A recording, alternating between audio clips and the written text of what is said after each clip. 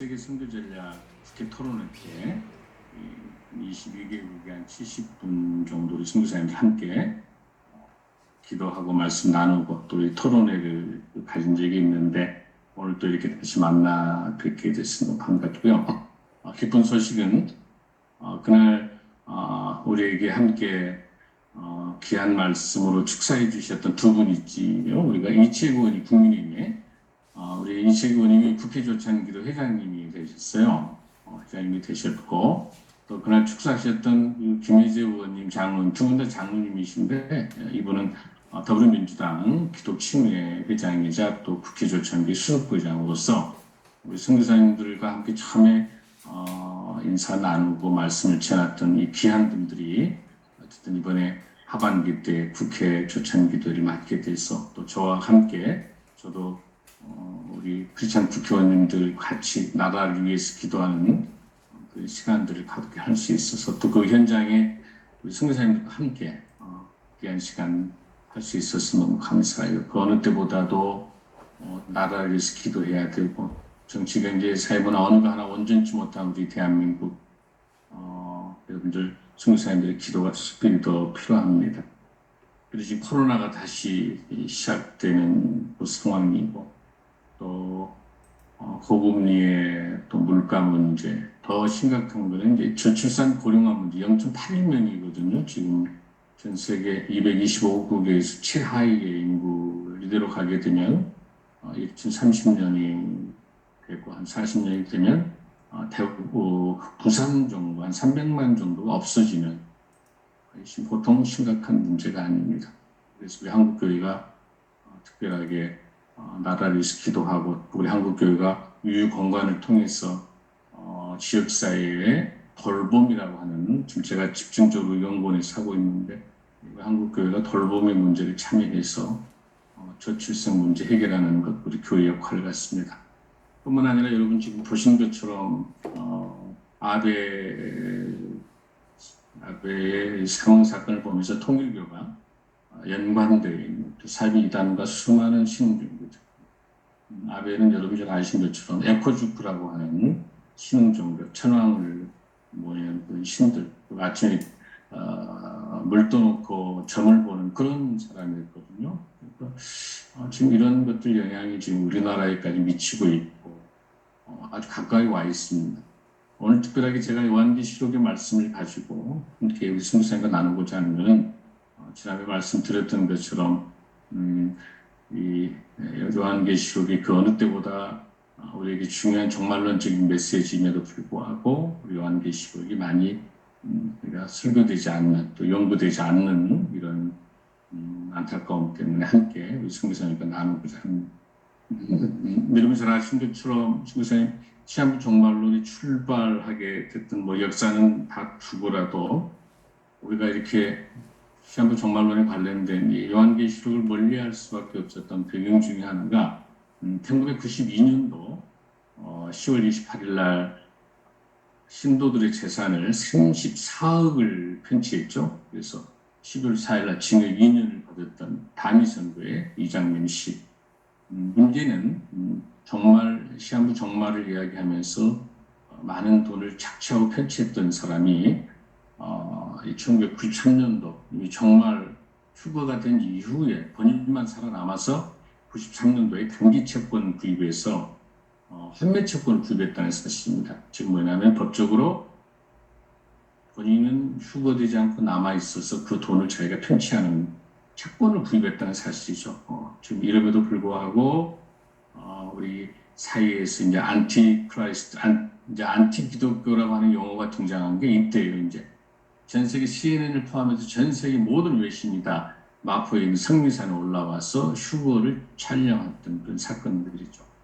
그 뒤로 우리 교회가 이제는 요한계시록 설교하는 것이 굉장히 두려워지고 또 이단 시위에 말릴 것 같으니까 주저주고 하고 있을 때 사이비 이단들은 특별히 이단들은 이제 요한계시록 집중적으로 연구하게 되고 요한계시록 전체를 암송해야 14만 4천에 들어가는 정도로 이런 상황에 지금 와 있습니다. 그러나 우리 승사님 잘 아신 것처럼 사도행전서 5장 1절 4절에 있는 것처럼 행주다 때와 시기에 관해서는 너희에게 쓸 것이 없음은 주의 날이 밤에 도둑같이 이를 줄을 너희 자신이 자세히 알기 때문이다. 그러나 그때는 아무도 모른다. 하늘의 천사도 아들도 오직 아버지만 아신다. 마태복음 24장도 그렇고 마가복음 13장도 일관되게 이야기하고 있는 것을 우리가 그렇게 성경 말씀을 통해 가르쳤음에도 불구하고 시험 정말로 시험도 신천지에 또 수많은 많은 이단 세력에 의해서 현혹되고 있는 것을 우리 그 선교지 현장도 쉽지 않을 것 같아서 마이크 끄셨어요? 강사 목사님. 네? 여보세요? 네, 말씀하시면 됩니다. 요한계시록을 조금 정리해서 말씀을 드리면 우선 요한계시록은 쉽다라는 걸로 접근을 했으면 좋겠습니다. 왜냐하면은 우리 주님께서 주신 우리 믿지 않는 사람들에게는 심판에 관련된 책이지만 우리에게 있어서는 주님이 주신 복의 메시지가 되는 거죠. 그게 이제 그 계시록에서 1장 3절에도 이 예언의 말씀이 이제 읽는 자 그리고 동시에 이 말씀에 대해서 듣는 자 기록해서 지키는 자들이 다 복이 있다고 말씀하시는 것처럼 이 말씀은 복 있는 사람들에게 주는 메시지 우리가 예수 그리스도를 주라 신하는 우리 모두들에게는 축복의 책이고 이미 승리한 축복의 메시지지만 믿지 않는 사람들에게는 심판의 책이고 두려운 책이죠. 그런데 우리 크리스찬들이 요한계시록이 두렵고 무서운 책으로 전락되고 있는 것에 대해서는 바로 우리가 예수 그리스도에 대한 주님에 대한 확실한 믿음의 신앙이 없는 사람은 두렵겠죠. 심판에 대한 문제입니다. 그래서 우리가 요한계시록 해석할 때 한 4가지 원칙이 있어요. 대표적으로 우리가 볼 때 제가 이제 요한계시록 강의를 쭉 할 때도 그렇습니다만 7개 교회도 다 배경을 가지고 있잖아요. 그 역사 속에서 그리고 오늘 우리가 도와드리기를 하겠습니다만은 그 문화 환경들, 역사, 지리, 문화의 환경들 그리고 모든 답은 본문 안에 있다고 생각해요. 그리고 그 언어 속에 다 들어있다. 이렇게 우리가 해석할 수 있는 원칙을 좀 가지면 훨씬 더 쉽게 접근할 수 있겠다는 생각입니다. 그리고 이제 이 요한계시록을 접근하는 2가지 방법 중에 하나는 이원론적인 삼중 구조하고 결정론이죠. 그러니까 시간에 대한 것은 현재냐 아니면 미래냐에 대한 문제고 공간에 대한 문제는 땅이냐 하늘이냐에 대한 문제가 됩니다. 행위에 대한 것은 악한 자와 우리 하나님하고 비교가 되고 있는 그래서 결정적인 것은 내가 곧 가겠다. 계시록 22장 11절, 12절에서 그 행위대로 갚아주는 그 결론에 대해서 결정론칙이다 우리가 이렇게 볼 수 있겠습니다. 그러면은 요한계시록 우리가 이제 전체적인 그 서론을 하기 위해서는 2가지를 먼저 기억해야 될 것 중에 하나가 첫 번째는 제 1장 1절에 있는 오직 예수 그리스도의 계시라는 말을 우리가 주목할 필요가 있습니다. 이 책이 어떤 책이냐? 예수 그리스도 헬라어의 가 주격하고 목적격으로 우리가 볼 수 있으니까 주격으로 우리가 설명할 때는 바로 예수 그리스도께서 주신 이 계시록을 주신 주인이 쓰신 분이 바로 사도 요한을 통해서 반모섬에서 천사를 통해 주신 예수 그리스도가 직접 주시는 메시지이기 때문에 주격으로 해석할 수도 있고 또 하나는 목적격으로 이 헬라를 해석하게 된다면 바로 예수 그리스도에 관한 계시다. 그래서 우리가 사복음서에는 예수의 초림에 대한 책이라고 우리가 이야기한다면 요한계시록은 다시 오실 재림 아까 우리 송교사님 기도에 말미하신 것처럼 다시 오실 예수님 이름으로 기도하셨잖아요. 그 다시 오실 재림의 예수님에 대한 완성된 우리 예수님에 대해서 우리가 볼 수 있는 건데 우리가 조금 구별할 것은 이제 종으로 오시고 또 왕으로 오시고 쭉 이렇게 이제 설명합니다만 요한계시록에 있어서 분명하게 우리가 기억해야 될 것이 이제 더 이상 하나님의 어린 양으로서만이 아니라 이 요한계시록에 나타나는 것은 유대의 사자, 만왕의 왕, 그리고 만주의 주, 즉 완성되어 있는 우리 하나님, 완전한 하나님, 즉 심판자로 오시는 우리 예수님이 이제 우리가 요한계시록에서 완성된다라고 우리가 이렇게 볼 수 있겠습니다. 그래서 우리가 이미 이 승리한 이 요한계시록을 통해서 우리가 볼 수 있는 것은 우리 예수님의 우리가 여기에서 느껴야 될 것은 예수님에 대한 아주 갈망한 우리 예수님을 다시 만나보고 싶은 재림의 소망을 가지고 정말로 주는 삶을 살아가는 우리가 정말 갈망한 마음을 갖는 그 마음, 그 동시에 우리 하나님, 우리 예수님에 대한 경외에 대한 레위기 19장에 있었던 경외의 하나님, 경외의 예수님에 대한 그 회복이 돼야 된다라고 하는 그런 생각들을 저는 갖습니다. 말씀을 배경으로 오늘 우리가 중요한 요한계시록 아포칼립스라고 하는 이 말씀이 바로 우리가 말하는 이 아포라고 하는 말이 분리된다는 뜻이잖아요. 분리된다는 것. 그리고 칼립스라고 하는 이 단어는 덮개. 그러니까 덮어져 있는 것을 분리시키는 것이니까 우리가 말하는 레버레이션이라고 하는 다시 드러난 오픈되어 있는 계시의 말씀이다라고 하는 것이니까 누구나 다 알 수 있어야 된다는 거죠. 그 당시에 초대교회 AD 100년에 있었던 그 당시에 도미티아노 황제의 핍박 속에 있었던 모든 일곱 교회의 상황에 있는 많은 성도들은 다 알 수 있는 내용이죠. 그 당시 상황들이 다 드러나 있는 것. 예언의 메시지, 계시의 메시지가 들어있다라고 하는 것들을 우리가 보고 말씀을 조금 오늘 나눠보고자 합니다. 지금 아까 제가 말씀드린 것처럼 우리 한국교회, 우리 대한민국의 많은 정치, 경제, 많은 위기 있고, 교육에 대한 위기 있습니다만은, 저는 지금 영적 위기가 더 중요하다고 보고 있고요.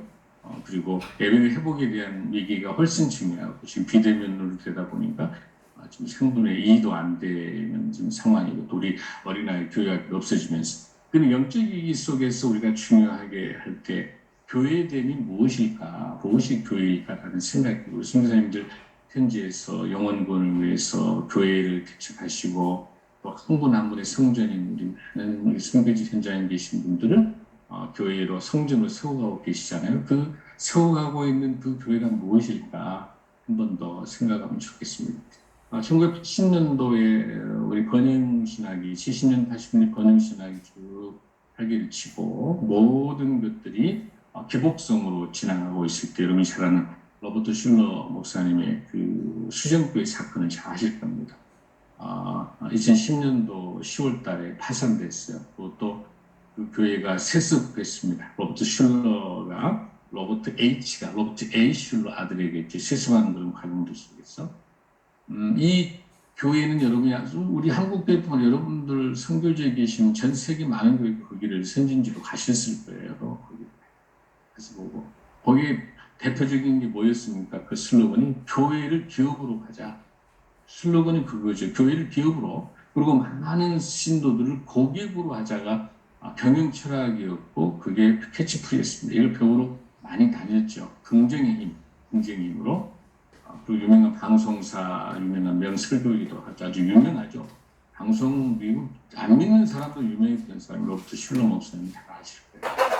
놀라운 것은 그 성탄절이에요. 또 부활절에 한번 저도 갔는데 어마어마한 라스베가스 버라이티 쇼보다 훨씬 더 뛰어나요. 음향, 영상, 시설, 배우들, 그다음에 실질적으로 동물들이 오더라고. 동물들이 움직이고 또 노아의 방주 만들 때도 소, 다 낙타, 모든 동물들. 그 성탄절 때 이제 천사들이 이제 그 와이를 가지고 그 교회는 10,000개의 그 유리로 만들어져 벽이 이렇게 나사를 박지 않고 만들 때 공간이 굉장히 잘 되어 있거든요. 공연할 수 있도록. 거기에 와이어 달고 천사들이 다니고 하면서 모든 게 프로그램이에요. 모든 게 프로그램. 우리가 지금 여기서 중요하게 봐야 될 게 프로그램이 중요하긴 하지만 프로그램이 다는 아니다는 거죠. 프로그램, 행사. 지금 우리 한국교회 너무 많은 한국교회도 프로그램과 행사에 지쳤어요. 본질이 무엇인지 모르겠어요. 똑같은 걸 지금 열린 예배인데 우리 한국교회 탑습 그대로 그걸 고치지 않고 있는 거죠. 그러다가 이 수종교회가 수많은 우월한 백인들, 부자들 중심으로 구성되는 게 합법적으로는 잘 먹고 잘 사는 것이 복받은 것이 잘 사는 걸로 생각해서 번영신학으로 뒷받침을 해줬죠. 그 결과가 우리 그 부활절 성탄절날 추운 겨울에 그 예수님께서는 문 밖에서 들어가지도 못하시고 수정교회 안에 들어가지 못하고 예수님께서 털털 떨고 계세요. 예수님이 계시지 않는 담임 목사가 교주화되어 있는 예수님을 보여 그런 모습이 수정교뿐만 아니라 미국이 계속해서 이후로 3,000개씩 없어져 가고 있고 우리도 자유롭지 못한 것 같습니다.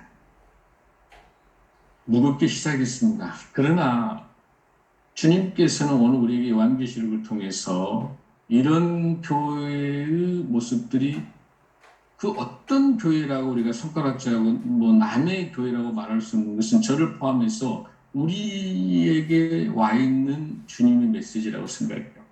오늘 읽을 나오기를 속의 교회가 7개 교회 중에서 오늘 우리에게 주는 지금 이 시대에 우리에게 주는 주님의 메시지가 아닌가를 한번 생각해보고 싶습니다.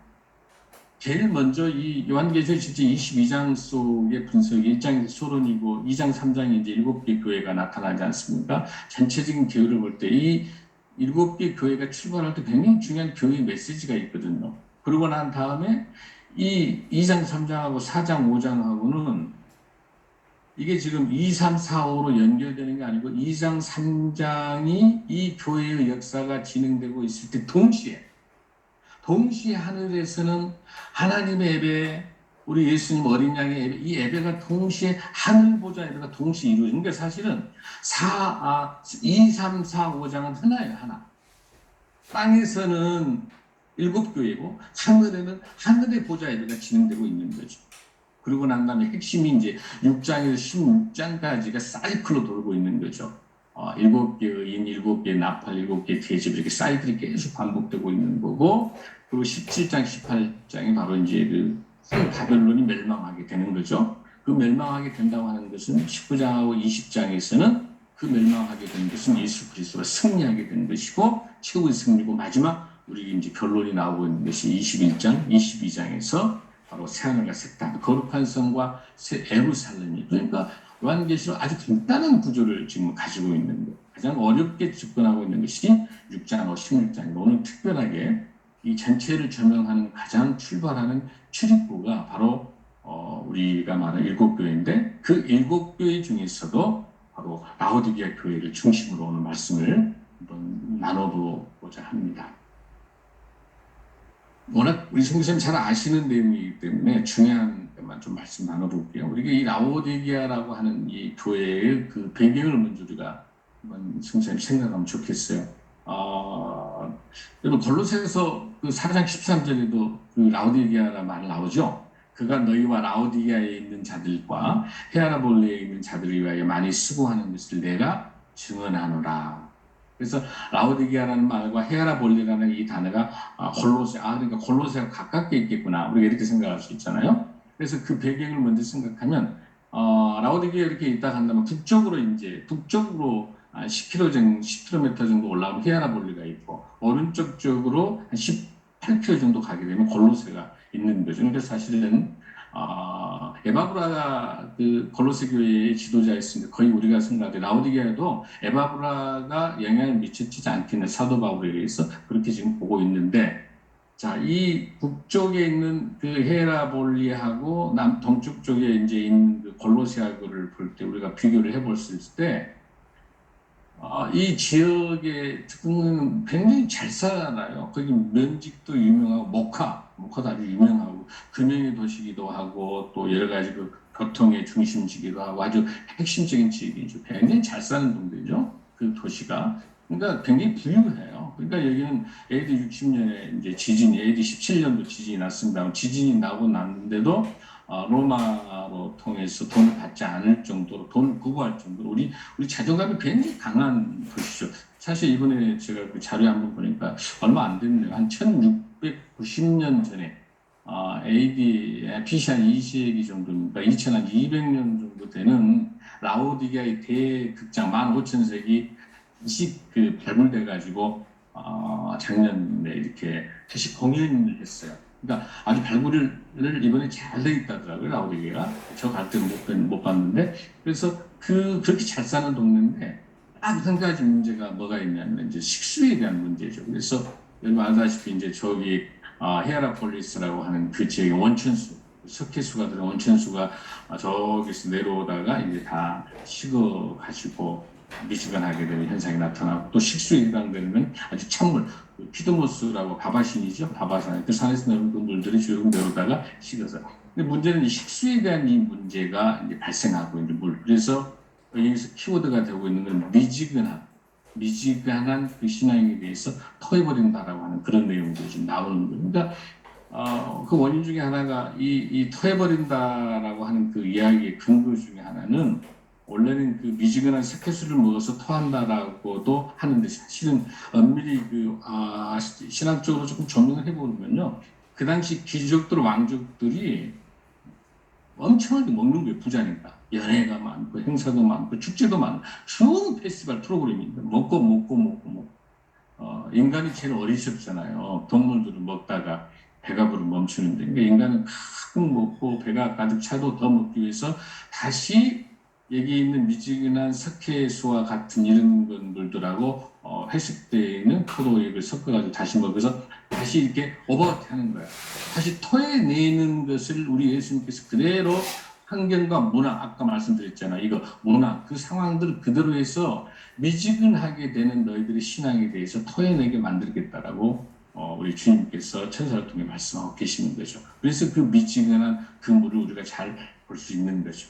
그래서 이런 그 환경들을 우리가 참고로 보면서 라오디게아의 교회의 그 내용들을 조금 더 우리가 한번 이제 살펴보겠습니다.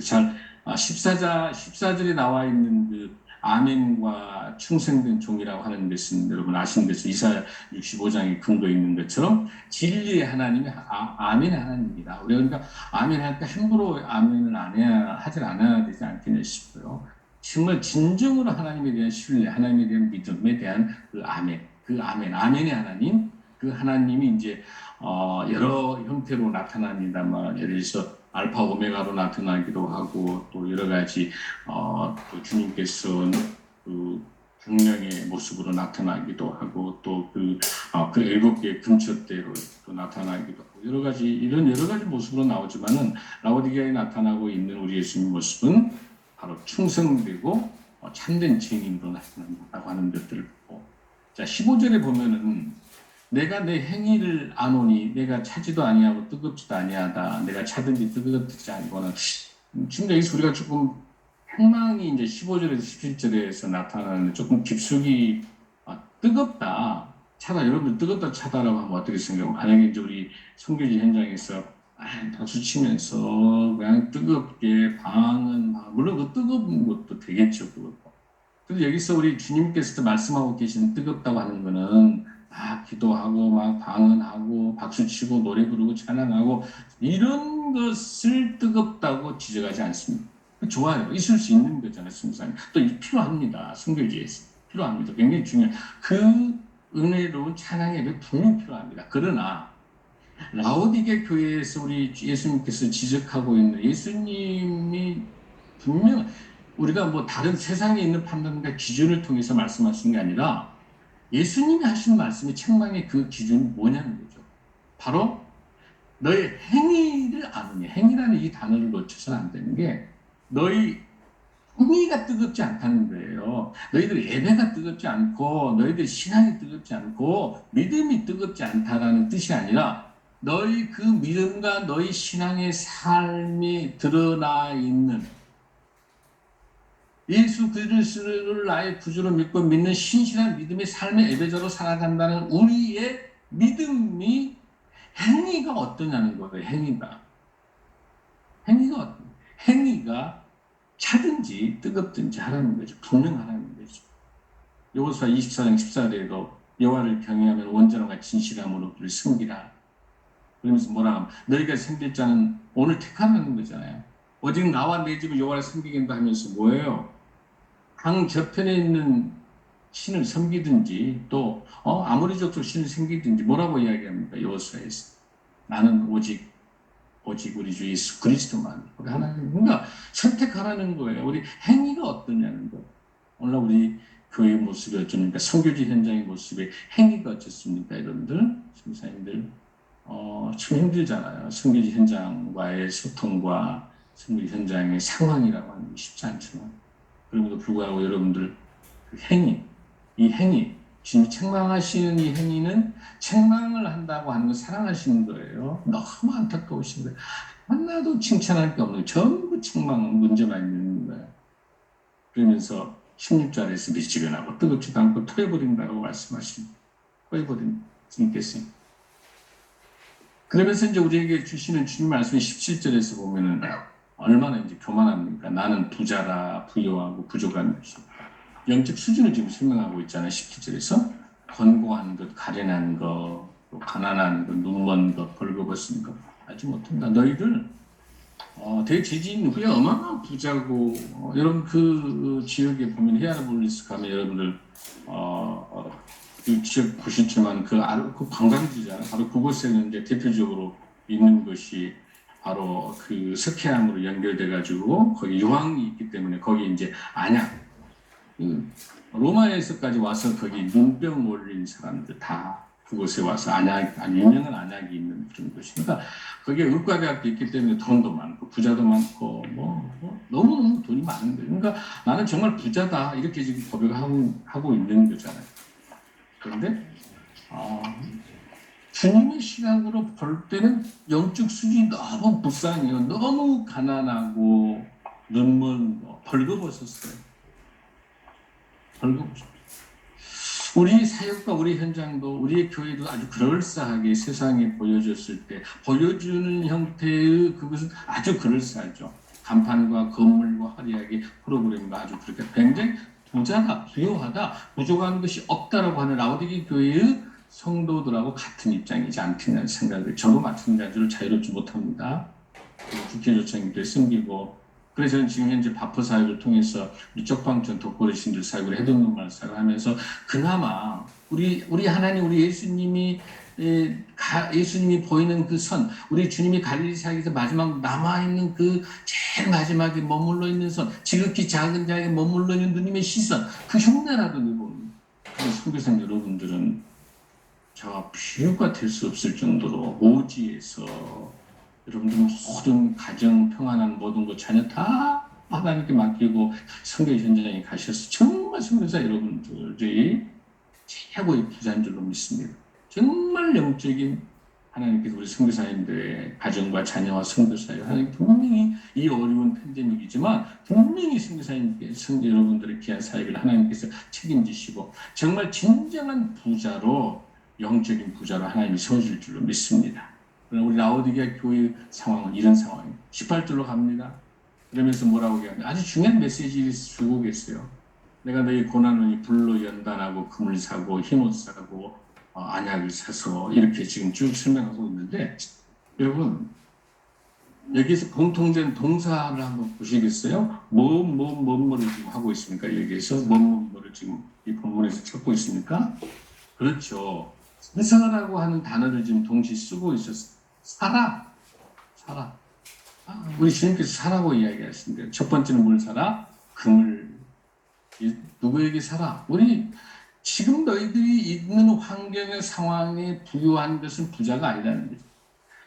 정금같이 이 고난과 역경을 통해서 말씀으로 충성된 삶을 살아가는 말씀대로 살아가는 그 충성된 그러려면 고난과 역경이 이 고난과 광야가 다바르라고 하는 동의어잖아요. 말씀의 동의. 이 고난과 역경 속에 있는 그곳에서 끝까지 배신하지 않고 끝까지 나를 지켜내는 지극히 작은 능력을 가지고도 나를 배신하지 않았던 벨라데비아 교회에게 칭찬된 교회라고 칭찬하시듯이 정금같이 믿음으로 회복하라고 하는 말씀을 주고 계시. 베드로전서 1장 17절도 너의 믿음의 확신함은 불로 연단하여도 없어질 금보다 더 귀하여 예수 그리스도께서 나타나실 때의 칭찬과 영광과 존귀롭게 하셔서 말씀하신 것처럼 정금같이 나오도록. 두 번째는 흰옷을 산다. 여러분 흰옷을 이 배경을 아시기 위해서는 이열치기 양무직이 굉장히 유명합니다. 그래서 또 검은 양모라 해가지고 그 원천수가 오는 그것으로 염색을 하기 유명한 그러니까 로마에 있는 그 귀족들의 옷도 다 여기서 만들어가는 옷들 굉장히 많아요. 라오디게아에서. 그러니까 굉장히 좋은 옷인데 거의 검은색 옷들이 많거든요. 다른 색깔로. 그런데 여기서 흰 옷을 말한다고 하는 것은 뭘 말하냐면 우리의 거룩성, 우리의 진실성을 회복하라고 하는 것이죠. 너희들이 그러니까 사실 여러분들 알다시피 라오디게 교회는 우리 예수님을 믿지 않는 것이 아니에요. 아주 잘 믿었어요. 주일도 성수 잘하고 11조도 잘하고 주일 성수도 아주 잘하고 잘 믿었어요. 정말 열심히 믿었어요. 찬양도 잘하고 노래도 잘하고 기도도 잘하고 우리 하나님을 믿지 않는 게 아니라는 사실. 그러나 더 중요한 만모니즘에 준한 우상 숭배를 더 집중하는 거예요. 하나님 원하시는 것은 순결성입니다. 나 외에 다른 신을 두지 말라고 말씀하시는 거예요. 정결성, 순결성. 그 여기서 흰옷을 사서 벌거벗은 수치를 보이지 않게 하라라고 하는 것입니다. 바로 여기서 말하는 흰옷은 정결함과 하나님의 영광을 말씀하고 계십니다. 이것을 쓰라라고 하는 것은 우상숭배는 버리라는 뜻이에요. 흰옷 입으라는 거 하는 것은 너희도 우상숭배를 버려라 라고 하는 하나님의 말씀이고 메시지입니다. 세 번째는 뭡니까? 안약을 사서 눈에 발라 보게 하라. 이 당시 부르기아의 안약은 이 지역이 헤아로올리니까 부르기아라고 하는 지역에 지구로 말하면 이제 경기도 이명래 고향 그런 거예요. 아니면 서울 안약 그 지역의 이름이 부르기아라고 붙일 정도 이 안약이 유명한 것이기 때문에 우리 예수님이 애화를 줄 때 이걸 안약을 사서 눈에 발라보아라. 이건 뭡니까 여러분들? 너희들이 부자라고 이야기하면서 너희들이 거룩하다고 이야기하면서 너희들의 삶에는 뜨겁지 않고 미지근한 그런 모습들 속에서 흐리멍텅한 영적으로 분별력이 없는 너희들이 영적으로 분별력이 없기 때문에 너희들 우상 숭배하는 거 아니냐라고 우리 예수님 말씀하시는 거죠. 그래서 그 눈에 안약을 발라라. 영적인 안약을 발라서 영적 분별을 제대로 해라라고 하는 거예요. 아주 라오디가 교회의 주연이 이 세 가지의 이 메시지가 오늘 저와 우리 선교사님의 선교지 현장과 아니 우리 한국교회와 세계교회의 지금 우리 예수님의 메시지입니다. 정금같이 나와라. 흰옷으로 정결하여라. 너희들이 내 이름 팔아서 너희들이 예수 이름 팔아서 너희들이 얼마나 많은 비즈니스 하느냐. 여기 있는 제가 그 장로님이에요. 국가조청기도 하면서 은혜롭게 예배 드린다고 열심히 제가 한 13년을 국가조청 사무총장을 했는데 한 10년, 한 7, 8년은 정말 기도하면서 잘 은혜롭게 준비하다가 이제 10년이 넘어가니까 이제 점점 이제 행사와 이벤트가 되는 거예요. 프로그램을 따라가고 행사에 급급하고 기도하는 시간은 줄어들고 남에게 보여주는 건 더 많고 전 세계 179개에서 오지요. 그다음 3,500명이 모이죠. 대통령과 국회의원들, 장관들, 우리나라 세계 지도자 전 세계에서 오시죠. 선교사들 그 70구에 오시죠. 어마어마한 행사와 물론 중요합니다. 이게 중요하지 않다는 건 아닌데 거기 본질에 영원 구원에 대해서 얼마나 목숨을 바쳐봤느냐. 저는 거기서 사표 쓰고 신학을 하나님이 있어요. 제가 원래 국가조사 하기 전에 원래 신학을 하기 위해서 목회자의 길로 어머니 소원 기도로 제 형님들 두 분이 다 목사님이세요. 제 아들 넷인데 제가 셋째인데 어머니 기도로 다시 제가 늦게라도 목회 오후 5시 부르셨어요. 하나님께서. 지금은 정말로 저는 이 기도를 하면서 이벤트 같이 잘해야 되겠다. 내가 프로그램으로 가면 안 돼. 정말 한 영혼의 목숨 걸자. 한 영혼의 그런 사역으로 몸을 치는데 쉽지는 않네요.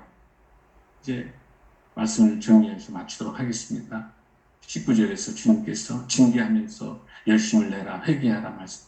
여기서 말한 열심이라고 하는 것은 뭐 열심히 그 뜻이 아니라 집중해서 열중하라는 거예요. 사랑하는 애인을 만나면 애인의 모든 것들 우리 눈이 한 10,000개, 20,000개 되잖아요. 정말 사랑하는 사람이면 일거수일투 다 본 것처럼 정말 열중해서 그 대신에 주님께서 책망하고 징계한다는 건 그래도 라오디의 교회가 책망받고 칭찬이 하나도 없지만은 그래도 중요한 교회가 뭐냐면 저의 모습이거든요. 그래도 하나님께서 늦게라도 오후 5시라도 불러서 너의 인생 후반전 그렇게 프로그램으로 살지 말고 보여주는 식으로 살지 말고 예수님 없는 네 자랑, 네 모습, 네 권력, 네 힘, 네 능력으로 하는 게 아니라 전적인 하나님을 의지하고 가라고 하는 그렇게 하나님께서 저를 책망하고 저를 징계하시면서 그 책망은 사랑하니까 책망하고 계시는 거예요.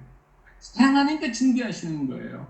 정말 무서운 사랑이 뭐예요, 여러분들? 무관심하고 관심 없는 사랑이 비참한 사랑입니다. 성도사님 여러분과 저에게 간섭하고 계시고 책망하고 징계하고 계실 때 우리에게 회개로 다시 돌아오라고 말씀하실 때 우리가 혹시라도 우리를 되돌아보면서 거창한 문제가 있는 게 아니라 일상 속에 있는 작은 것에 내가 혹시 놓치고 있는 거 없는지를 보는 게 저는 중요할 것 같아요. 우리가 거창한 잘못은 안 했을 거예요. 드러나는 어마어마한 일들을 잘못한 건 아닐 거예요. 그럴싸하게 예배 드리고 다 잘하고 있기 때문에 라우디아 교회처럼 잘 예배도 잘 드리고 헌금도 잘하고 불교하고 번영신앙이 다 좋단 말이에요. 그러나 그 작은 것의 핵심적인 것, 주상 숭배했던 것, 나 외에 다른 것, 하나님의 다른 것에 내가 관심 갖고 있는 게 무엇인지 그거 드러나지 않을 거예요. 저와 여러분에게 있어 아주 사소할 수도 있어요. 별것이 아닐 수도 있어요. 그러나 그 작고 사소한 그것이 우리의 주님께 가는 순결한 우리의 하나님의 거룩한 옷을 입는데 영적인 엄청난 방해가 된다면 우리가 지금 저는 결단해야 된다고 봅니다. 지금 우리 주님께서 오늘 본문에 있는 20절에 있는 말씀처럼 볼지어다 내가 문 밖에 서서 두드리노니 누구든지 내 음성을 듣고 문을 열면 내가 그에게로 들어가 그와 더불어 먹고 그와 나와 더불어 먹으리라. 여러분 이 20절을요 여러분들은 그러지 않겠습니다만 많은 사람들이 사형리나 전도지에 새신자에게 쓰고 있어요. 여러분 이거 새신자에게 주는 우리 예수님의 말씀인가요? 여러분들 물론 이걸 통해서 영접하는 분들이 많이 계세요. 그러니까 이게 꼭 문제가 있다는 뜻은 아니에요. 문제가 있다는 뜻이 아니라 그러나 이 본문이 누구에게 주신 말씀이죠, 여러분들? 그렇습니다. 14절에 누구에게 줍니까? 지금 라오디게아에 있는 교회에게 주는 거기 때문에 여기서 말하는 교회는 바로 그 사자가 누굽니까? 그 담임 목사와 성도이기 때문에 이거는 믿는 사람에게 주는 메시지지 새신자, 초신자에게, 불신자에게 주는 메시지가 아니에요. 그러니까 이게 무서운 메시지인 거거든요. 여러분. 우리 주님께서 문 밖에서 두드리고 계시는데 보세요, 여러분들. 서서요, 서서. 우리 주님께서 보좌에 앉으셔서 역사하시 서 있는 경우 많잖아요. 언제습니까, 여러분들? 스데반이 서서 절박한 상태 우리 주님께서 스데반의 죽음 앞에서 서 계세요. 우리 인자가 서 계실 때 그때 서 계신 거예요. 하나님께서 긴박한 상황이 지금 이 라오디게의 이 상황은 긴박한 상황인 거예요. 주님이 너무 안타까운 거예요. 너무너무 사랑하고 있는데도 라오디게의 교회의 모습들이 미식하는데 토해버릴 정도인데 서서 여러분 여기서 두드린다라는 단어하고 문을 연다라고 하는 것은 동의어입니다. 같은 의미입니다. 바로 문을 두드리는 이 자체가 문이 열리는 거예요. 누군데 음성을 듣고 내가 그에게로 들어가고 더불어 먹고 더불어 먹는다. 여러분 더불어 먹는다고 하는 게 뭐예요? 정식적인 식탁이거든요. 그냥 지금 너희들이 우리 주님께서 신랑의 마음은 이거예요. 정말 나는 너희들 사랑하는데 내가 너희들과 같이 있고 싶은데 너희들 왜 그래? 그러니까 지금 이 모습을 라오디게 교회가 우리 예수님을 선반에 내놓은 수정교회가 성탄절 예배 드리면서 우리 예수님 밖에 쫓아내고 더덜 떨게 하는 거랑 똑같은 거예요. 우리 교회가 화려한 예배와 프로그램을 하면서 우리 예수님은 없는 거예요. 그 담당 목사가 주인이고 장로 권사가 주인인 거예요. 세상이 주인공인 거예요. 모두가 주인공인 거예요. 예수님의 그 모습이에요. 뭐요? 사랑하는 아들 딸들아, 사랑하는 신부야, 응? 나랑 같이 결혼 생활했으면 너희들이 배신하지 말고 다른 여자, 다른 남자 만나면 안 되지 않느냐? 나랑 같이 우리 예수님이 정말 안타까워서 문 앞에 지금 서서 계시는 거예요. 우리 함께 살자. 그런데 뭡니까?